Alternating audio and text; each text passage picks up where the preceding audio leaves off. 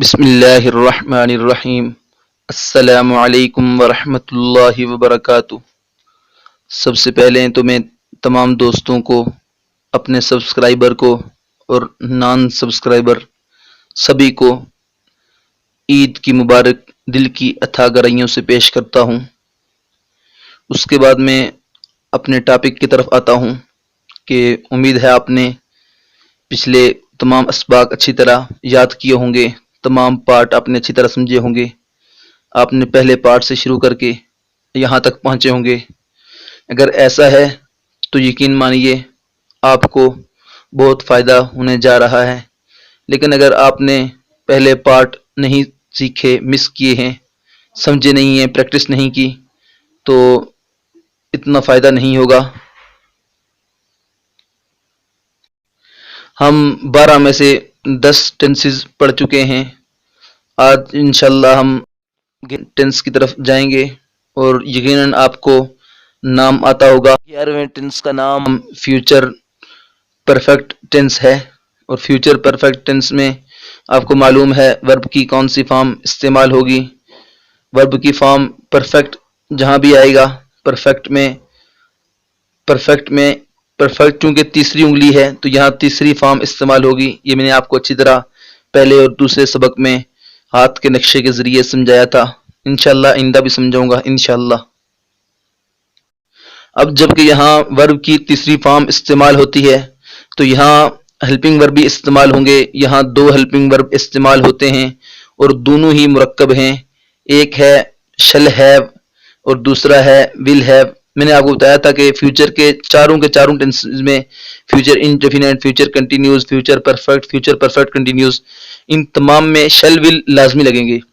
Future indefinite میں شل ول مطلق لگیں گے، صرف شل ول، اور کنٹینیوس میں شل بی، ول بی، یہ دونوں مل کر ہیلپنگ ورب بن جائیں گے۔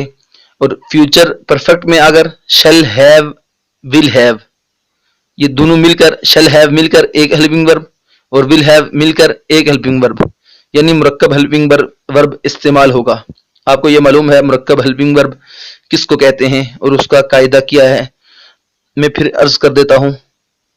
اب یہاں فرسٹ گروپ اور سیکنڈ گروپ کا جو قاعدہ ہے اس میں وہی بات ہے، فیوچر کے جتنے بھی فیوچر انڈیفینٹ پڑھا ہم نے، فیوچر کنٹینیوس پڑھا، جس طرح وہاں استعمال ہوتا ہے یعنی آئی اور وی کے ساتھ وہاں شل استعمال ہوتا ہے، شل بی استعمال ہوگا، یہاں استعمال ہوگا آئی اور وی کے ساتھ شل ہیو استعمال ہوگا، اور باقی تمام یعنی you, they plural, he, she, it singular, ان تمام کے ساتھ ول ہیو استعمال ہوگا۔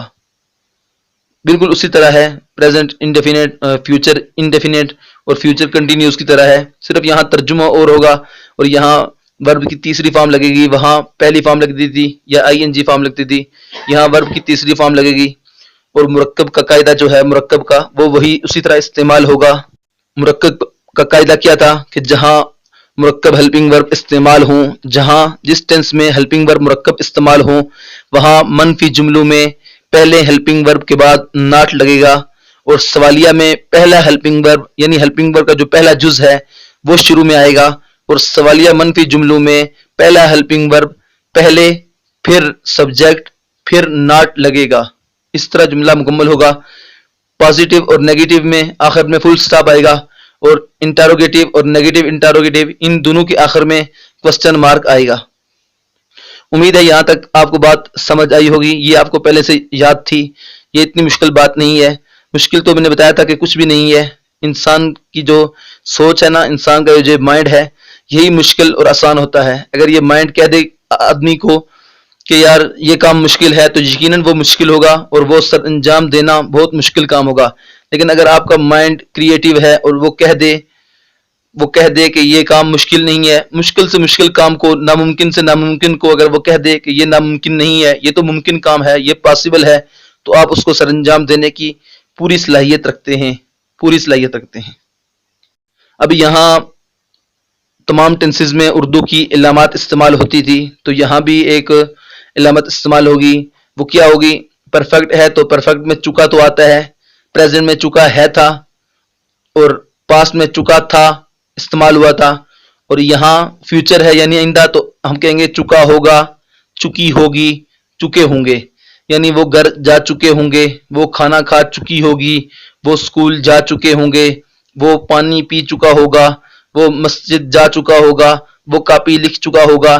ایسے چکا ہوگا جس ٹینس کے آخر میں آئے گا، آپ آنکھیں بند کر کے سوچیں گے یار کہ یہ فیوچر پرفیکٹ ٹینس ہے. جب آپ کو فیوچر پرفیکٹ ٹینس پتہ چل جائے گا تو آپ کو پتا ہوگا ہیلپنگ ورب تیسری ہیلپنگ ورب شل ہے، ول ہے استعمال ہوتا ہے، اور آئی وی کے ساتھ کیا استعمال ہوتا ہے، باقی تمام کے ساتھ کیا استعمال ہوتا ہے. یہ تمام قواعد ذہن میں ہوں گے. ورب کی تیسری فارم استعمال ہوتی ہے. اس کے بعد اسٹرکچر آپ کے ذہن میں ہوگا. اسٹرکچر وہی ہے، سبجیکٹ، ہیلپنگ ورب، ورب، آبجیکٹ. یہ پازیٹیو ٹینس ہے سینٹینس. اور اس کے بعد نیگیٹو میں سبجیکٹ، ہیلپنگ ورب، ناٹ، ورب، آبجیکٹ، آخر میں فل سٹاپ، پازیٹیو اور نیگیٹو دونوں میں. اور انٹروگیٹو میں ہیلپنگ ورب، سبجیکٹ، ورب، آبجیکٹ، کوسچن مارک. اور نیگیٹو انٹروگیٹو میں ہیلپنگ ورب، سبجیکٹ، ناٹ، ورب، آبجیکٹ. اب جب کہ یہاں ہیلپنگ ورب مرکب استعمال ہوگا تو ہم پازیٹیو اور نیگیٹو اور انٹروگیٹو اور نیگیٹو انٹروگیٹو ان تینوں میں ہم یہ دھیان رکھیں گے کہ ناٹ کا جو استعمال ہوگا یا ہیلپنگ ورب کو شروع میں لائیں گے تو وہ دونوں جزوں میں سے پہلا جز لائیں گے. صرف شل کو لائیں گے یا صرف ول کو لائیں گے. ہیو اپنی جگہ پر ہی برقرار رہے گا. اگر ہم نے ناٹ لگانا ہے تو شل کے بعد ناٹ لگائیں گے، اور اگر ہم نے سوالیہ جملہ بنانا ہے، انٹروگیٹو سینٹینس بنانا ہے تو ہم نے شل کو صرف یا ول کو اٹھا کر شروع میں لے آنا ہے. ہیو جو ہے ہر صورت میں اپنی جگہ برقرار رہے گا. امید ہے یہاں تک آپ کو ہماری بات اچھی طرح سمجھ آئی ہوگی. اگر اچھی طرح سمجھ آئی ہے تو ہمارے چینل کو سبسکرائب کرنا نہ بھولیں، اور ساتھ میں لگے بیل کے آئیکن کو بھی پریس کریں. اس سے ہماری تمام ویڈیوز آپ کو وقت پر ملیں گی، اپڈیٹ ان کی نوٹیفیکیشن آپ تک پہنچے گی، اور آپ اچھی طرح ہمارے کورس میں شریک ہو سکیں گے. ہمارے کورس کی تمام ویڈیوز کو آپ وقت پر دیکھ سکیں گے، سمجھ سکیں گے، اور اپنے دوستوں کے ساتھ شیئر کر سکیں گے. اب ہم آتے ہیں سینٹنسز کی طرف. ہم سینٹنسز بناتے ہیں. آئی وی میں سے ہم آئی کے ساتھ 4 سینٹنسز بنائیں گے، یعنی پازیٹیو، نیگیٹو، انٹروگیٹو اور نیگیٹو انٹروگیٹو. اور ہم باقی تمام یعنی you, they plural, he, she, it singular میں سے ہم آج پلورل کے ساتھ 4 سینٹنسز یعنی پازیٹیو، نیگیٹو، انٹروگیٹو اور نیگیٹو انٹروگیٹو بنائیں گے. تو سب سے پہلے ہم آتے ہیں آئی کی طرف. یعنی آئی کے ساتھ ہم 4 جملے بنائیں گے. سب سے پہلا جملہ پازیٹیو ہوگا اور وہ یہ ہے، میں چھت پر چڑھ چکا ہوں گا. پازیٹیو ہے، فیوچر پرفیکٹ ہے، آخر میں چکا ہوں گا آیا ہے. میں چھت پر چڑھ چکا ہوں گا.